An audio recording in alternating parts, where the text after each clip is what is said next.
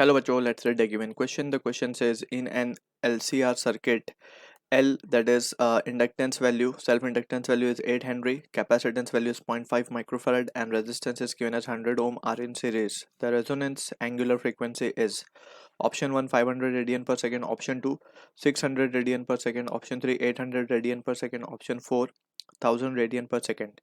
So in this question we need to understand about the concept of resonance.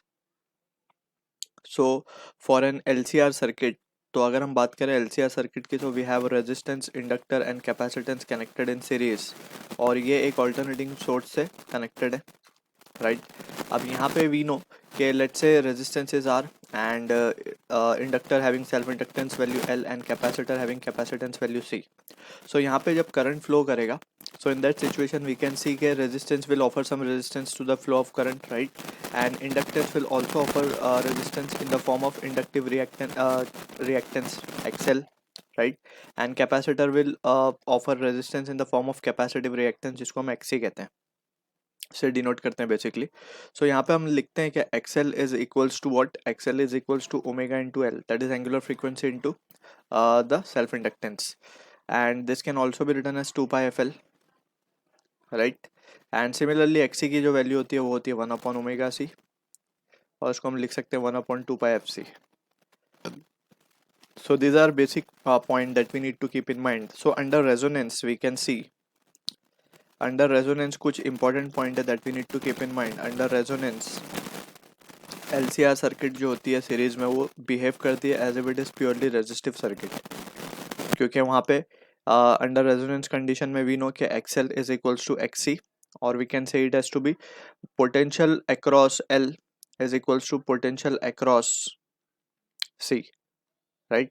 In that situation we can see कि ये value जो आती है वो equal आती है इस वैल्यू के, ठीक है. तो ये दो कंडीशन हमें याद रखनी है फॉर रेजोनेंस टू अकर, ठीक.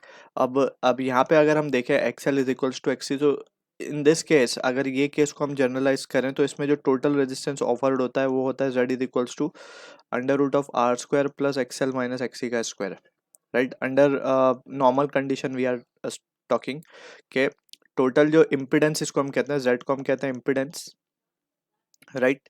ये इम्पिडेंस जो है ये total resistance offered by the LCR circuit है, जो कि फॉर्मूला है R square plus XL minus XC का square.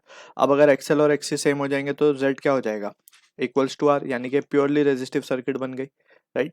So these are few important point that we need to keep in mind. और अंडर रेजोनेंस जैसे हमने लिखा XL is equals to XC, so उसी को चीज़ों को हम प्रोसीड करके will find the final answer. So we can say under resonance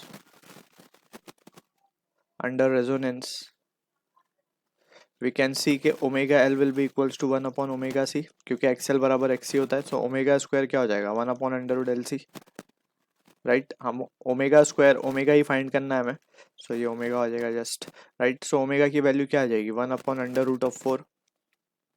अब इसको अगर हम सॉल्व करें, सो 8 हेनरी इंटू 0.5 माइक्रोफराड मीन्स 0.5 को अगर हम करें तो 0.5 इंटू 10⁻⁻⁶ फराड, राइट. सो ये रिजल्ट क्या आ जाएगा हमारे पास 10⁻3, ठीक है, डिवाइडेड बाय 4 और 2 हो जाएगा ये, तो 1000/2 that is 500 radian per second. So this is the angular frequency we are getting, जो कि मैच होगा ऑप्शन 1 के साथ. I hope you understood the solution. All the best.